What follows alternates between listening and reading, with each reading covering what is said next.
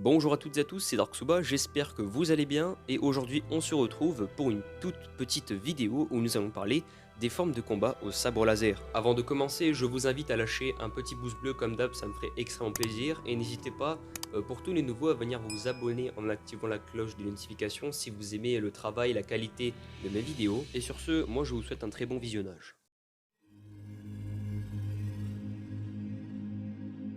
Des milliers d'années avant la guerre des clones, lorsque les épées métalliques furent remplacées par des sabres laser, la forme 1 fut créée par les maîtres Jedi à partir des anciennes traditions d'affrontement à l'arme blanche, en conservant en partie les fondements de l'attaque, de la parade et du ciblage de zones précises du corps. Cependant, cette forme était évidemment un dérivé des arts anciens puisque les épées ne se maniaient pas avec autant d'aisance que les sabres laser plus modernes. Cette forme ne fut plus guère utilisée par les chevaliers Jedi durant la période de l'Empire, mais resta néanmoins enseignée aux novices et apprentis à leur plus jeune âge. D'une manière générale, tous les Jedi ont au moins pratiqué une fois dans leur vie le Shisho, ne serait-ce que quand ils étaient novices, pour leur base d'enseignement. Du coup, tous les maîtres participant à la formation des novices connaissaient le Shisho, à l'instar de Yoda, Dopa Billaba ou encore Sindraling. Dooku en fit la base de son apprentissage pour le général Grievous et ses droïdes Mania Guard, IG-100. On retiendra également quelques utilisations ponctuelles d'Obi-Wan Kenobi, surtout durant son duel avec Dooku sur la main invisible. Pour finir, Luke Skywalker reçut cette méthode de combat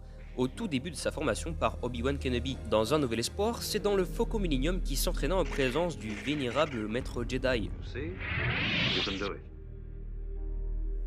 Discipline de prédilection des plus grands duellistes de la galaxie comme le comte Dooku, la forme 2 était la plus raffinée des 7, portant à la maîtrise de la lame à son plus haut niveau. Elle était considérée comme le raffinement ultime des combats entre sabres laser. Le principe consistait à porter des attaques puissantes et à se défendre d'un minimum d'efforts. En pratiquant ce style, l'individu développait donc un sens inégal dans l'attaque et la défense. Les mouvements devaient être fluides de façon à anticiper tout revers de l'adversaire. Malgré son efficacité technique, à la fin des nouvelles guerres des Sith, ces derniers furent défaits et la forme 2 devint de moins en moins pratiquée. Elle laissa donc place peu à peu à la forme 3, plus adaptée à leur mission de gardien de la paix et de la justice. Cette forme trouve son plus grand maître avec le comte Dooku. Ce dernier, connu pour son traditionnalisme et sa noblesse, respectait peu la forme 3 et trouvait la 2 comme la seule et unique mettant en avance toute la noblesse de Jedi. Comme pour la forme 1, il instruit le général Grievous ainsi que son apprenti Asajj Ventress. Cette dernière manipula ce style et l'adaptant à ses besoins puisqu'elle combattait avec 2 sabres laser. Et enfin, pour finir, d'autres utilisateurs tels que Sindraling, Shakti, Kento Marek ou encore Dark Vador, bien que ce dernier en tant qu'Anakin Skywalker pratiquait la forme 5.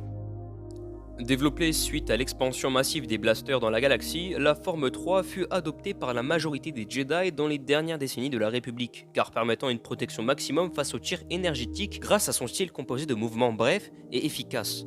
Considéré comme une forme passive, le Soresu permettait donc, par des mouvements rapides et précis, de neutraliser, tuer ou intimider son adversaire. Le praticien utilise donc des attaques et des parades ultra rapides en réponse aux blasters, et d'ailleurs cette forme de combat demande une concentration extrême ainsi qu'une bonne affinité avec la force. Pour prendre un exemple, Obi-Wan Kenobi était tellement à l'aise dans ce style qu'on le vit dévier des tirs de blaster lui arrivant dans le dos, et ce sans même se retourner. Bien que le Soresu soit une forme passive utilisée contre les blasters, il n'en demeure pas moins que les combats au sabre restent inévitables. Mais comme le fit Kenobi, les Jedi respectaient la forme et essayant de désarmer leur adversaire. Ce fut évidemment le cas lors de son duel contre le général Grievous sur Utapo, mais comme toujours, même en duel, le Soresu restait une forme défensive tenant plus de la survie que de la victoire, ce qui collait encore bien avec la philosophie Jedi quand il s'agissait d'épargner des vies. Concernant les praticiens célèbres de cet art, on ne compte pas que des Jedi. Il y a eu également des Sith dont le plus célèbre d'entre eux fut Dark Bane. Il reçut son enseignement du Sith Kazim, expert en art martial. Bane apprit donc à son tour cette forme de combat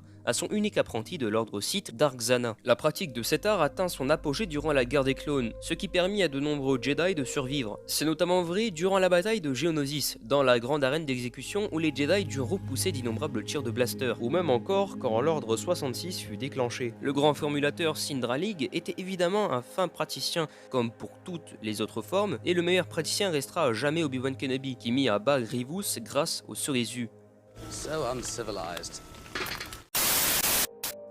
Certainement la plus acrobatique et exigeante physiquement, la forme 4 nécessitait pour son utilisateur une très grande connaissance de la force et des ressources qu'elle offrait. Aussi connu sous le nom d'Ataru, ce style entraînait d'époustouflants combats qui donnaient la part belle aux mouvements extrêmement rapides et élaborés, au sein desquels pouvaient être distingués les tournoiements, les sauts périlleux et les roues. Bien qu'esthétique, l'Ataru demandait de grands mouvements et donc un grand espace. À travers l'histoire, la forme 4 compta parmi ses adeptes les Jedi Yoda, Qui-Gon Jinn ainsi qu'Obi-Wan Kenobi, avant qu'il ne soit nommé chevalier. Si la mort de Qui-Gon montra les faiblesses de l'Ataru, la pratique faite par Yoda n'en laissa que les bons côtés, et c'est d'ailleurs avec une vitesse hallucinante que le Jedi combattit le comte Dooku sur Geonosis à coups de tournoiements et de multiples sauts. Quinlan Vos, Aayla Secura ainsi que Shakti étaient également des fins praticiens de l'Ataru. Et pour petite anecdote, sur Geonosis, Anakin Skywalker s'essaya également à cette pratique en manipulant 2 sabres laser dans son duel avec le comte Dooku.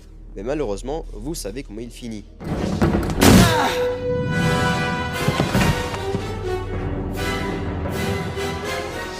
Et donc voilà, sur ce, c'est la fin de cette vidéo, j'espère en tout cas qu'elle vous aura plu. Si c'est le cas, n'hésitez pas à lâcher un petit pouce bleu, ça me ferait extrêmement plaisir. Et pour tous les nouveaux, n'hésitez pas à vous abonner en activant la cloche des notifications pour être au courant de la sortie de prochaines vidéos. Et moi sur ce, comme d'hab, je vous souhaite une excellente journée, une excellente soirée. C'était Dark Souba et que la force soit avec vous. Ciao tout le monde.